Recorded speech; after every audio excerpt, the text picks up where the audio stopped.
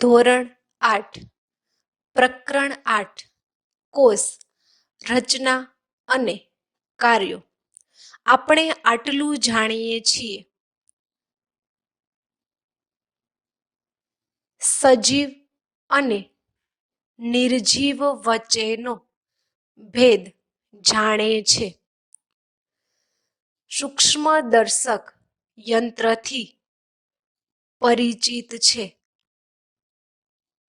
અધ્યયન નિષ્પત્તિઓ 8.01 પદાર્થ અને સજીવોને તેમના ગુણધર્મો, રચના અને કાર્યના આધારે જુદા પાડે છે. 8.04 પ્રક્રિયા અને ઘટનાને કારણો સાથે જોડે છે. 8.05 પ્રક્રિયા અને ઘટનાઓને સમજાવે છે. 8.08 સૂક્ષ્મજીવો ડુંગળીના કોષ, ગાલના કોષ વગેરેની સ્લાઇડ તૈયાર કરે છે અને સૂક્ષ્મદર્શિત લક્ષણોનું વર્ણન કરે છે. 8.09 પ્રક્રિયા અને સજીવોની નામ નિદર્શન વાળી આકૃતિ એટલે કે ફ્લો ચાર્ટ દોરે છે. 1. નીચેની ખાલી જગ્યા પૂરો. પ્રશ્ન 1 થી 4. 1. ખાલી જગ્યા ત્રાકાકાર રચના ધરાવે છે. સ્નાયુકોષ. 2. મનુષ્યનો ચેતાકોષ ખાલી જગ્યા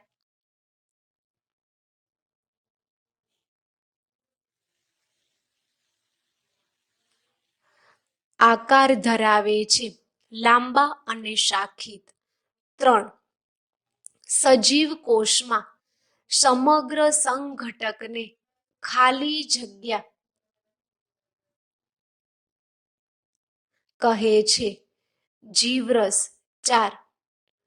કોષરસ તેમજ કોષ કેન્દ્રની વચ્ચે પદાર્થોની અવરજવરનું નિયંત્રણ ખાલી જગ્યા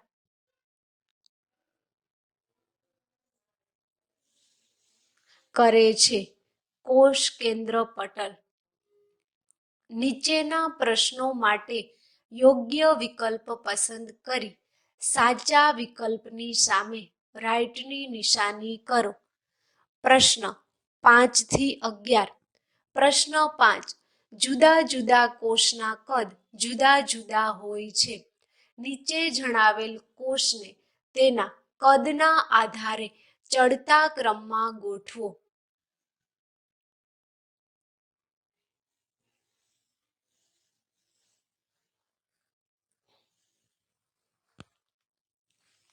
એક રક્તકણ. 2 બેક્ટેરિયા. 3 ચેતાકોષ. 4 સ્નાયુકોષ.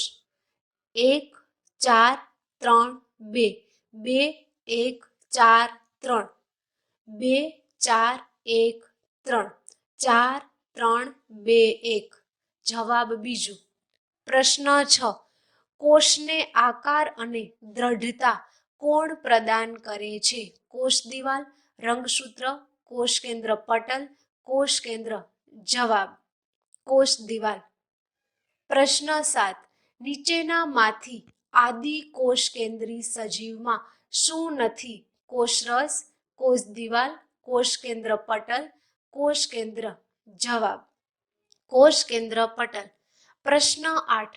કોષરસમાં રહેલી ખાલી જગ્યાને કયા નામથી ઓળખવામાં આવે છે? કોષ કેન્દ્ર, રસધાની, હરિતકણ, રંગસૂત્ર. જવાબ રસધાની. પ્રશ્ન 9. કોષ કેન્દ્રમાં દોરી જેવી સમાન સંરચના કયા નામથી ઓળખાય છે? કોષરસ, રંગસૂત્ર, રસપટલ, હરિતકણ. જવાબ રંગસૂત્ર. પ્રશ્ન 10. એક રંગસૂત્રો ધરાવે છે. બીજું, કોષને તાપમાન, ભેજ અને પવનથી રક્ષણ આપે છે. 3. કોષરસ પટલ અને કોષ કેન્દ્રની વચ્ચે જેલી જેવા દ્રવ્ય સ્વરૂપે હાજર હોય છે.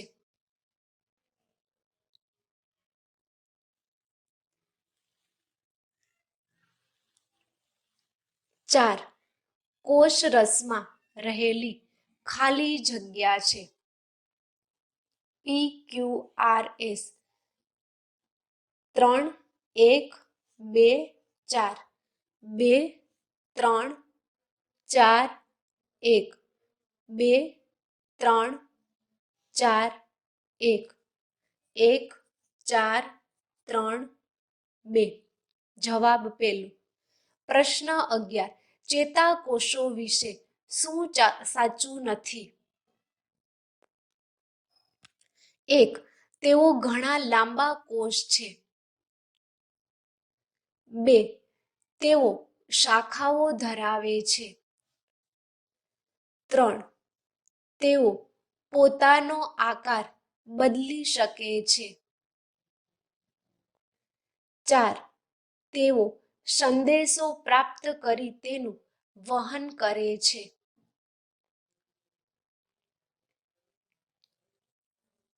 5. તેમનો આકાર ગોળ હોય છે. 1 અને 2, 3 અને 4, 2 અને 4, 2 અને 4. જવાબ બીજું. પ્રશ્ન 12. જોડકા જોડો આપેલ કોષ્ટક અનુસાર. નીચેના પ્રશ્નોના માગ્યા મુજબ જવાબ આપો.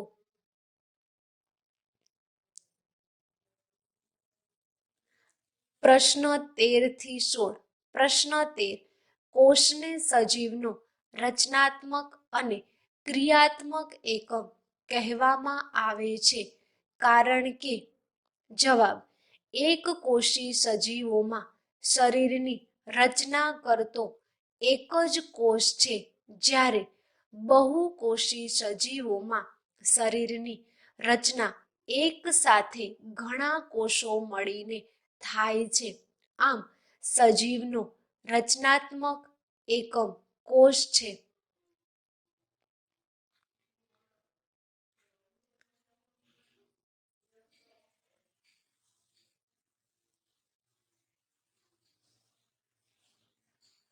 સજીવની જીવન ક્રિયાઓ કોષમાં થતી વિવિધ ક્રિયાઓને આભારી છે.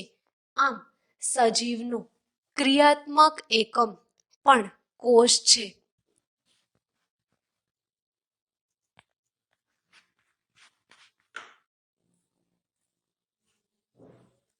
આથી કોષને સજીવનો રચનાત્મક અને ક્રિયાત્મક એકમ કહેવામાં આવે છે. પ્રશ્ન 14. કોષના મૂળભૂત ઘટકો કયા કયા છે? જવાબ કોષના મૂળભૂત ઘટકો કોષ કેન્દ્ર, કોષરસ અને કોષરસ પટલ છે.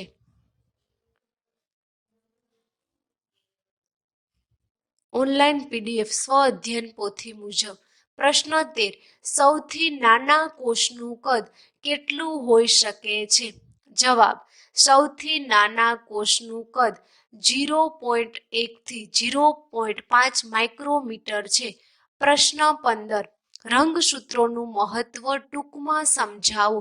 જવાબ કોષ કેન્દ્રમાં દોરી જેવી સંરચના જોવા મળે છે, જેને રંગસૂત્રો કહે છે, જે જનીન ધરાવે છે.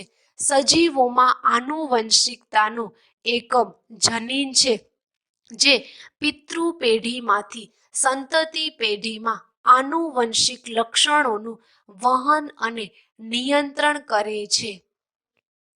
પ્રશ્ન 15. નીચે જણાવેલ કોષના ભાગોનું કાર્ય જણાવો. 1. કોષરસ પટલ. કોષરસ પટલ કોષમાં વિવિધ પદાર્થોના અવર જવરનું નિયમન કરે છે. 2. કોષરસ. કોષરસ એ કોષરસ પટલ અને કોષ કેન્દ્રની વચ્ચે જેલી જેવા એટલે કે દ્રવ્ય સ્વરૂપે હોય છે. કોષની વિવિધ ક્રિયાઓ કોષરસમાં થાય છે. પ્રશ્ન 16. વર્ગીકરણ કરો. એ. અમીબા, ઉંદર, પેરામિશિયમ, ડુંગળી.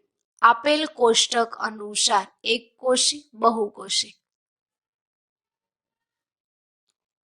બી. રક્તકણો, રુધિર, શ્વેતકણો, મગજ, હૃદય, ચેતાકોષો, હાથ, સ્નાયુ, રુધિરવાહિનીઓ. કોષ, પેશી અને અંગમાં વર્ગીકરણ. કારણો આપો. પ્રશ્ન 17 થી 20. પ્રશ્ન 17. અમીબાનો આકાર સતત બદલાતો રહે છે. જવાબ. અમીબાનો કોઈ નિશ્ચિત આકાર હોતો નથી. તેના શરીરની બહાર લાંબા પ્રવર્ધો હોય છે જે તેને ગતિ કરવામાં અને ખોરાક અધિગ્રહણ કરવામાં મદદ કરે છે. આમ તેની પ્રવર્ધ ગતિના લીધે ખોટા પગનું નિર્માણ થાય છે જેથી તેનો આકાર બદલાયેલો લાગે છે. પ્રશ્ન 18. રીટાની આંખોનો રંગ તેની દાદીની આંખોના રંગને મળતો આવે છે. જવાબ.